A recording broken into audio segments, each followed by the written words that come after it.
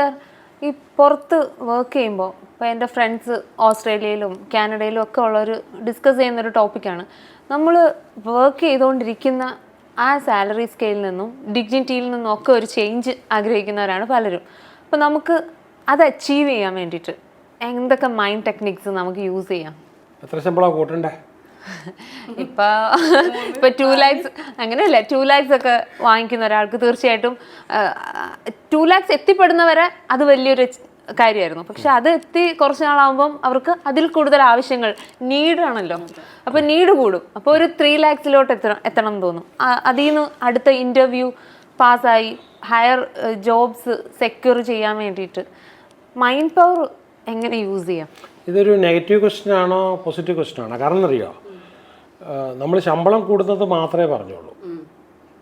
ഈ ആളിൻ്റെ ക്വാളിറ്റി അല്ല, ഡിഗ്നിറ്റി അതാണ് ഞാൻ അതല്ല, ആളിൻ്റെ ക്വാളിറ്റി. അപ്പോൾ ശമ്പളം കൂടണമെങ്കിൽ ഈസിയസ്റ്റ് മെത്തേഡ്, മൈൻഡിൻ്റെ method, raise your standard, raise your standard and raise your skills, raise your knowledge.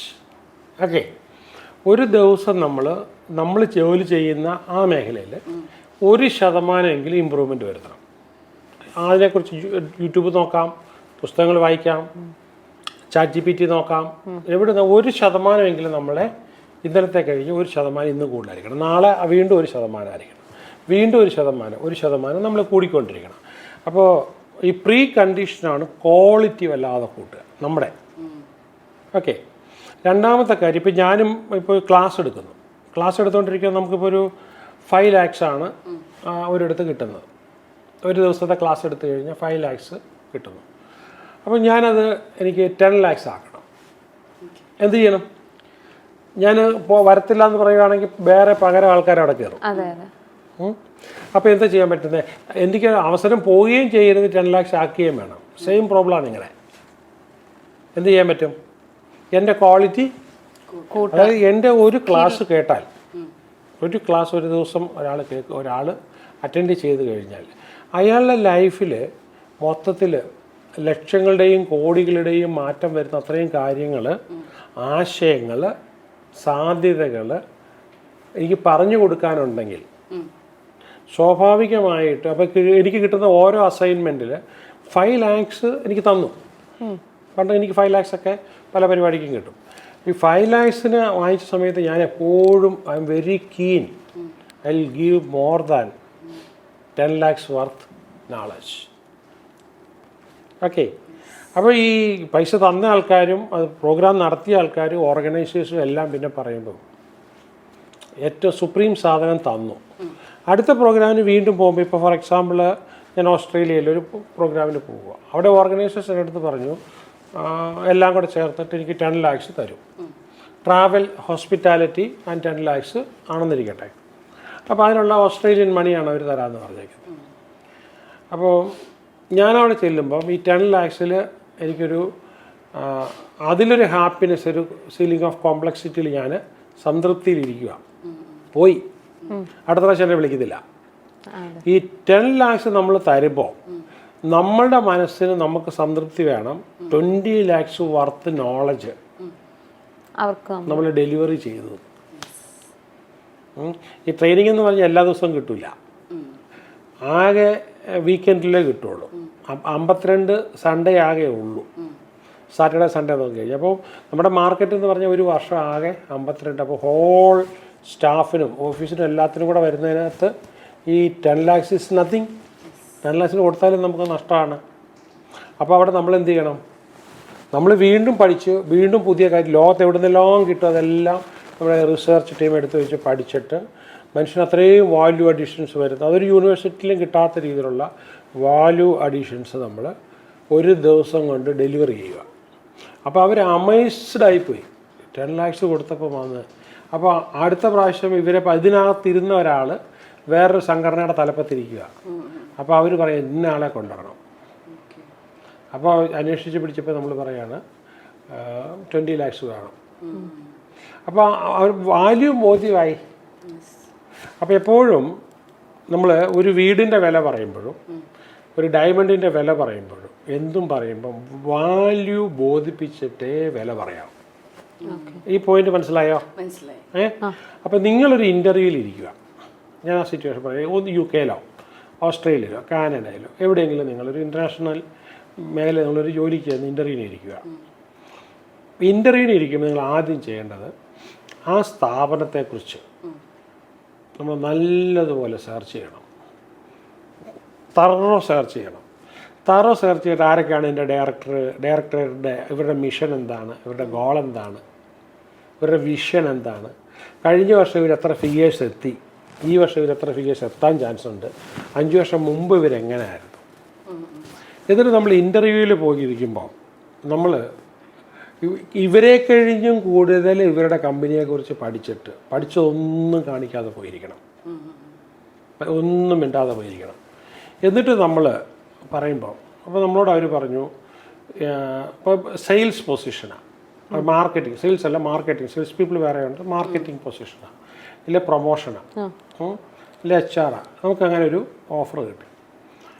അപ്പോൾ അവർ പറഞ്ഞു ഇതാണ് ഞങ്ങൾ കൺസിഡർ ചെയ്തുകൊണ്ടിരിക്കുന്നത്, what you can do for our company. ഈ ചോദ്യം എന്താണേലും how much you want and what you can do for our company, ഈ 2 ചോദ്യം എല്ലാ ഇൻ്റർവ്യൂവിനകത്തുണ്ട്. അപ്പോൾ നമ്മൾ പറയേണ്ടത് what I can do for your company.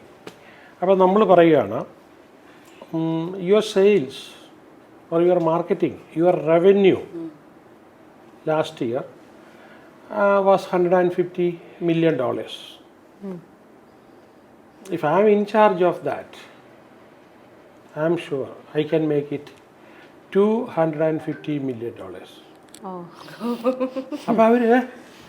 അപ്പോൾ നമ്മൾ എങ്ങനെയെന്ന് കൂടെ പറയും, ഹൗ. അപ്പോൾ നമുക്ക് കൃത്യമായിട്ട് അറിയാം ഇവരുടെ കഴിഞ്ഞ വർഷത്തെ $154 million ആണ് വിൽപ്പന. അപ്പോൾ ഇവർ എങ്ങനെയെങ്കിലും 200 million ആക്കണം എന്ന് പറഞ്ഞാൽ ഇവരിയ്ക്കുന്നത്. നമ്മളെ ഇൻ്റർവ്യൂ ചെയ്യുന്ന ആൾക്കാരിയ്ക്കുന്നത് 200 million. നമ്മളെന്ത് പറയും, നമ്മൾ 250 million ഇതാക്കാനായിട്ട് ഞാൻ ഇന്ന കാര്യങ്ങൾ ചെയ്യും, ഇത് എക്സ്പ്ലോർ ചെയ്യും. എന്നിട്ട് നിങ്ങളുടെ കമ്പനിക്ക് എൻ്റെ നോട്ടത്തിൽ ഇവർ കാണാത്തൊരു 3-4 സ്കോപ്പ് പറയും, ഇവരിന്ന് വരെ ചിന്തിച്ചിട്ടില്ലാത്ത ഒരു 3-4 സ്കോപ്പ് പറയും. അപ്പോൾ ഇവർ ഈ പുറകോട്ടിരുന്നവരൊക്കെ അല്പം മുന്നോട്ട് വരും. Is it so? അപ്പോൾ അവരോട് പറയും ഞാൻ ഇങ്ങനെ ചെയ്ത് ഇതിങ്ങനെ ചെയ്ത് ഐ വിൽ ടെക്നിക്കലി എനിക്ക് ഇന്ന ആൾക്കാരെ വെച്ചിട്ട് ഞാൻ ഇന്നപോലെ ചെയ്യും. I will expand your company to Russia, Africa, Latin America. അത് ഞാൻ ഇങ്ങനെ ചെയ്യും, ഇന്ന ഭാഷയിൽ ഞാൻ വെബ്സൈറ്റ് ഉണ്ടാക്കും. ഈ രീതികളെല്ലാം നമ്മൾ പറയും. ഇത് ഈ ഒരു പ്ലാൻ വെച്ചിട്ട് അപ്പോൾ ഇവർ അന്തം വിട്ടു പോകും. കാരണം ഇവരുടെ കമ്പനിയെക്കുറിച്ച് അപ്പോൾ ഒരു അറ്റ്ലീസ്റ്റ് 1 വീക്കെങ്കിലും നമ്മൾ ഇവരെക്കുറിച്ച് റിസർച്ച്, അവരുടെ കമ്പനിയെക്കുറിച്ചും നമ്മുടെ റോളിനെക്കുറിച്ച് എവിടെ നമുക്ക് ഗ്രോ ചെയ്യിക്കാൻ പറ്റും എന്നുമെല്ലാം പറഞ്ഞതിന് ശേഷം നമ്മളെന്ത് പറയണം, അത് ഇതല്ല എനിക്ക് ഇന്നതുപോലെ ചെയ്യാൻ പറ്റും. ഇവരൊരു കൺസൾട്ടൻറ്റിനെ വെക്കുന്നതിന് അപ്പുറത്തേക്ക് നമ്മൾ പോകണം. സംശയമുണ്ട് പലരോടും ചോദിക്കണം. ശരിക്കും നമ്മളെ പറ്റിയല്ല നമ്മൾ പ്രസന്റ് ചെയ്യേണ്ടത്, നമ്മൾ അവരെ പറ്റി. അതെല്ലാം എഴുതി കൊടുത്തിട്ടുണ്ടല്ലോ, ബയോഡേറ്റ എഴുതി കൊടുത്തിട്ടുണ്ടല്ലോ. നമ്മൾ ഇന്റർവ്യൂവിൽ സാധാരണ ചെയ്യുന്ന നമ്മളെ എഴുതി കൊടുത്ത സാധനം വീണ്ടും അത് വായിച്ചറിയാമല്ലോ. ഞാൻ ഒത്തിരി പേരെ ഇൻ്റർവ്യൂ ചെയ്യാറുണ്ടല്ലോ. അപ്പോൾ അവിടെ എന്ന് പറഞ്ഞു കഴിഞ്ഞാൽ എപ്പോഴും ചെയ്യുന്നതെന്ന് പറഞ്ഞു കഴിഞ്ഞാൽ ആദ്യം അവരുടെ പേര്, ബാക്കി അവരുടെ അഡ്രസ്സ്, താഴേക്ക് അവരുടെ ഡേറ്റ് ഓഫ് ബർത്ത്, അവരെന്ത് ജോലി ചെയ്തിരുന്നു, എഡ്യൂക്കേഷൻ ക്വാളിഫിക്കേഷൻ, എക്സ്പീരിയൻസ്, ഈ ഇപ്പോൾ ചെയ്തുകൊണ്ടിരുന്ന ജോലിയിൽ നിന്ന് എന്ത് കിട്ടി, ഇപ്പോൾ ഈ ജോലിയിൽ നിങ്ങൾ എന്താണ് എക്സ്പെക്റ്റ് ചെയ്യുന്ന സാലറി, ഇങ്ങനെയുള്ള കുറേ കാര്യങ്ങൾ, കുടുംബത്തിലെ കാര്യങ്ങളെല്ലാം ചോദിച്ചിട്ടുണ്ട്. അപ്പോൾ ഇവരെക്കുറിച്ച് ഒരു കാര്യവും പേഴ്സണൽ ഡാറ്റ ഒന്നും എടുക്കേണ്ട കാര്യമില്ല. അവർ തന്നേക്കുന്ന ബയോഡാറ്റ ഫോം നമ്മൾ കളഞ്ഞിട്ട് നമ്മുടെ ഫോമിലോട്ട് ഫില്ല് ചെയ്ത് തരാൻ പറയും. നമ്മൾ ചോദിക്കേണ്ട സാധനങ്ങളെല്ലാം അതിനകത്തുണ്ട്. So we need not ask anything at all. അപ്പം അതുപോലെ അവരും ഇരിക്കുന്നത് നമ്മളെക്കുറിച്ച് അറിയേണ്ട കാര്യമോ ക്വാളിഫിക്കേഷൻസ് എല്ലാം അവർക്കറിയാം. പക്ഷേ നമ്മൾ പറയുന്നത് ഈ പറഞ്ഞ 150 million, I think your revenue last year it's something between 150 to 160 million, I think so. അവരുടെ ഒരു ഗ്രോത്തും നമ്മൾ അറിഞ്ഞിരിക്കണം, എവിടെ ഫ്ലോപ്പായി എങ്ങനെ. എന്നിട്ട് അവരോട് നമ്മൾ പറയുകയാണ് നമ്മളത് 250 million. ഇപ്പം ഫോർ എക്സാമ്പിൾ യുവർ സ്കൂൾ, സ്കൂളാണെങ്കിൽ റിസൾട്ടിനെ പറ്റി എൻ്റെ സ്റ്റുഡൻസിൻ്റെ റിസൾട്ട് ഇതുപോലെ ആയിരിക്കും. തന്നെയല്ല അവർ ഈ പറഞ്ഞ ഒരുവിധപ്പെട്ട് ജീവിക്കാനുള്ള സ്കില്ലുകളെല്ലാം ഞാൻ അവർ സിലബസിനകത്ത് എപ്പോഴും marriage relationship and parental relationship, അവരുടെ കുടുംബജീവിതം എങ്ങനെ ആയിരിക്കണം, ഈ കാര്യത്തെക്കുറിച്ചെല്ലാം ഞാൻ പഠിപ്പിക്കും. And how to earn money for them and how to keep money, ഇതെല്ലാം ഞാൻ ഉൾപ്പെടുത്തും. I will make extra quality and I will bring value addition for your school. അപ്പോൾ അത് ഞാൻ ചെയ്യും എന്ന് പറഞ്ഞു കഴിയുമ്പോൾ അവരന്തം വിടും. അത് കണ്ട വേണ്ട സബ്ജക്റ്റാണ് ഇവർ കൊണ്ടുവരാൻ പോകുന്നത്. അപ്പോൾ എന്നിട്ട് പറയും ഇത്രയും കൊണ്ടുവരാൻ പറ്റും. അപ്പോൾ അവർ ഇത് കൊള്ളാം, very good very good very good. And how much salary you want to bring $250 million for your company? My salary, you can definitely ask for 4 lakhs or 5 lakhs. കൂടുതൽ ചോദിക്കുകയാണ്. അപ്പോൾ അവർ എന്നിട്ട് അവരുടെ മുഖത്തുനിന്ന് വായിക്കണം നമ്മൾ കൂലി ചോദിച്ചതുണ്ടോ എന്ന്. എന്നിട്ട് അവരോട് നമ്മൾ പറയണം ഓക്കെ എനിക്കൊരു കാര്യം ചെയ്തത് ഫസ്റ്റ് 3 months എനിക്കൊരു 3.5 lakhs തന്നാൽ മതി. എനിക്ക് അത്രയും ഗ്രോത്ത് കൊണ്ടുവരാൻ പറ്റും നിങ്ങൾക്ക് ബോധ്യമാകുവാണെങ്കിൽ ഐ നീഡ് 5 lakhs. അല്ല നിങ്ങൾ കുറച്ചു സ്വാഭാവികമായിട്ടും അപ്പോൾ അവരെന്താ ധരിക്കുന്നത്, ഇയാൾ മാറ്റം വരുന്നു. അതിപ്പം സെയിൽസ് ജോബിനാണെങ്കിലും ശരി, സെക്രട്ടറിയൽ ജോബിനാണെങ്കിലും ശരി, എന്ത് റോളിനാണെങ്കിലും ഏത് റോളിനാണെങ്കിലും ആ ലെവൽ കഴിഞ്ഞ് നമ്മൾ എക്സീഡ് ചെയ്യും. ഞാൻ മുമ്പേ പറഞ്ഞ പോലെ 5 ലക്ഷം രൂപ തരാൻ പോകുന്നത് നമ്മൾ 10 ലക്ഷം രൂപയുടെ വാല്യൂ അവരത്രയെങ്കിലും തരേണ്ടതായിരുന്നു. ഞാൻ ഓർക്കുന്നുണ്ട്, ഞാൻ പണ്ടൊരിക്കൽ ഒരു ക്ലാസ് പോയി, ഒരുപാട് വർഷങ്ങൾക്ക് ഒരു ക്ലാസ് പോയി എടുത്തു. എഞ്ചിനീയറിംഗ് കോളേജിലെ മുഴുവൻ സ്റ്റുഡൻസും ഉണ്ടായിരുന്നു. അത് കഴിഞ്ഞപ്പോഴത്തേക്കും ഞാൻ ക്ലാസ് കഴിഞ്ഞ് വന്നപ്പോഴത്തേക്കും അതിൻ്റെ പ്രിൻസിപ്പൾ എനിക്കൊരു 5,000 rupees ഒരു കവറിലിട്ട് തന്നു. കവർ പൊട്ടിച്ചൊന്നുമില്ല, ഞാൻ എൻ്റെ ബാഗിനകത്തിട്ടു, ലാപ്ടോപ്പ് ബാഗിനകത്തിട്ടു. അപ്പോൾ എൻ്റെ വണ്ടി എടുത്ത് ഡ്രൈവർ കൊണ്ട് നിർത്തി ഞാൻ കയറി വീട്ടിൽ വന്നു. അപ്പോൾ ഞാൻ വഴിക്കൊന്നും നോക്കിയൊന്നുമില്ല. കുട്ടികൾ പറയുന്നത് കേട്ടിട്ട് അതിൻ്റെ ചെയർമാൻ രാത്രി എന്നെ വിളിച്ചു ചോദിച്ചു 25,000 കൊടുത്തു വിട്ടാൽ സാർ റിസീവ് ചെയ്യുമോ. ഞാൻ മൈൻഡ് പവറിൽ വന്ന ഇടയ്ക്ക് 2007 അവസാനമായിട്ടാണിത്. എൻ്റെ അടുത്ത് ചോദിച്ചു ഞാനൊരു 25,000 കൊടുത്തു വിട്ടാൽ സാറിൻ്റെ വാല്യൂ ഞങ്ങൾക്ക് പിന്നീട് കുട്ടികൾ പറഞ്ഞപ്പോഴാണ് മനസ്സിലായത്. You get me? അപ്പോൾ എപ്പോഴും നമ്മൾ അതുകൊണ്ട് നമ്മൾ എടുക്കുമ്പോഴെല്ലാം വാല്യൂ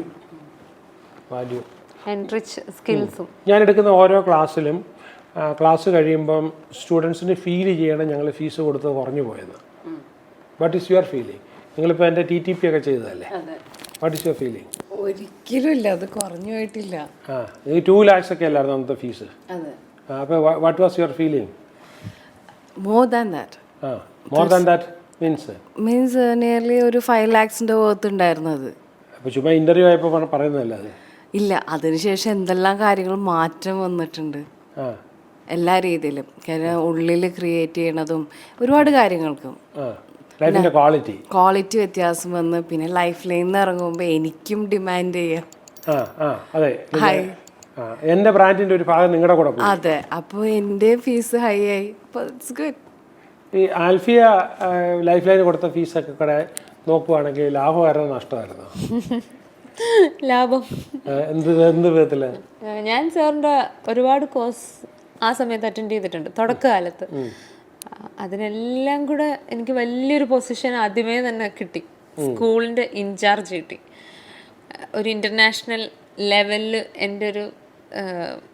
എൻ്റെ പേരിനോടൊപ്പം തന്നെ ഒരു വൈസ് പ്രിൻസിപ്പൽ എന്നൊക്കെ, അതും ഇൻ്റർനാഷണൽ സ്റ്റാൻഡേർഡിൽ. അതിൽ നമ്മൾ അതിൽ നിന്ന് സർട്ടിഫിക്കറ്റും കൊടുത്തിട്ടാണ് UK ജോയിൻ ചെയ്തത്. അതെ. അപ്പം അത് എനിക്ക് ഒരിക്കലും അതല്ലേ ഞാൻ നേരിട്ട് പഠിപ്പിച്ചിട്ട് കിട്ടിയിട്ടുള്ളത്. സാറ് പഠിപ്പിച്ച ഓരോ കാര്യത്തിൽ നിന്നാണല്ലോ നമ്മൾ നെക്സ്റ്റ് സ്റ്റെപ്പ് ചെയ്യുന്നത്. സ്റ്റിൽ ഇപ്പോൾ ഇവിടെ വരെ ഞാൻ വന്ന് നിൽക്കുന്നെങ്കിൽ ആ ഒരു ബലമാണ് ഓരോ ക്ലാസ്സിൽ നിന്നും എനിക്ക് കിട്ടിയ ഓരോ കാര്യങ്ങൾ. സോ ഇറ്റ് വാസ് വർത്തി. ഞാൻ പറഞ്ഞു തരുന്ന ഇതാണ്, നിങ്ങളൊരു ഇൻ്റർവ്യൂവിന് പോകുമ്പോൾ ഇവർക്കൊരു 3 ലക്ഷം രൂപ 4 ലക്ഷം രൂപ 5 ലക്ഷം രൂപ കൊടുത്താൽ ഞാനൊന്നും അറിയണ്ട, എല്ലാം ഇവർ നോക്കിക്കോളും, രക്ഷപ്പെട്ടു എന്ന് ഇരട്ടി ശമ്പളം ചോദിച്ചു എന്നാലും എല്ലാം അവർ നോക്കിക്കോളും. അവർക്ക് ഭയങ്കര പ്രതീക്ഷയാക്കുക. പക്ഷേ അത് ഒത്തിരി പ്രാവശ്യം നിങ്ങൾ റിഹേഴ്സൽ ചെയ്യണം. ഒരാഴ്ചയൊക്കെ ഒരു 10-12 മണിക്കൂറെങ്കിലും ഇരുന്ന് പഠിച്ച് അതേ രീതിയിൽ പ്രസൻറ്റ് ചെയ്യുകയാണെങ്കിൽ നമ്മളെ ആരെയൊക്കെ പറഞ്ഞു വിട്ടാലും നമ്മളെ പറഞ്ഞു വിടത്തില്ല. പിന്നെ നമ്മൾ അവിടുത്തെ പൊസിഷൻ വന്നു കഴിഞ്ഞാൽ നമ്മൾ നിൽക്കേണ്ട ഒരു സാധനം എന്ന് പറഞ്ഞാൽ എപ്പോഴും സപ്പോർട്ടിങ് അതേഴ്സ്.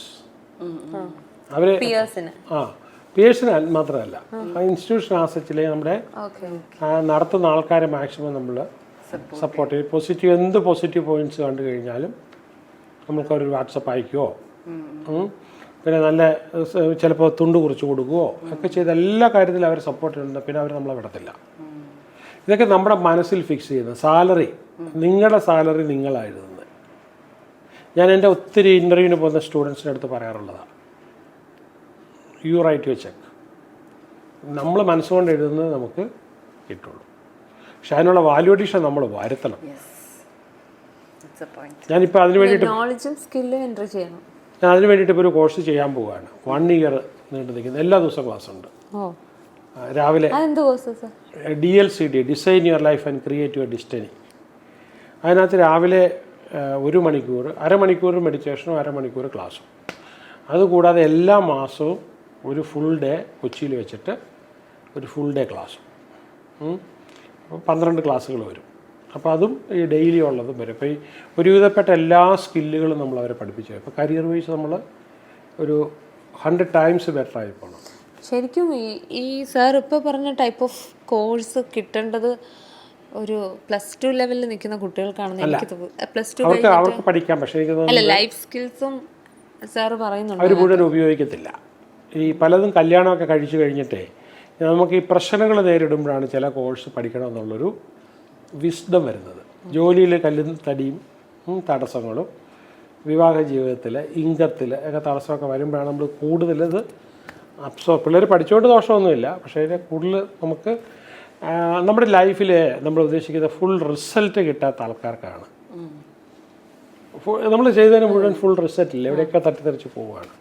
അവർക്കിത് ഭയങ്കരമായിട്ട് അവരുടെ ക്വാളിറ്റി, ഏത് ജോലിക്ക് ചെന്നാലും അവരുടെ സാലറി ഭയങ്കരമായിട്ട് എൻഹാൻസ് ചെയ്യാവുന്ന രീതിയിൽ, അത് മറ്റു രാജ്യങ്ങളിൽ US-ലോട്ടൊക്കെ പോവുകയാണെങ്കിൽ തന്നെ ഭയങ്കരമായിട്ട് കൂടാത്ത രീതി അങ്ങനത്തെ സിലബസാണ് എടുത്തേക്കുന്നത്.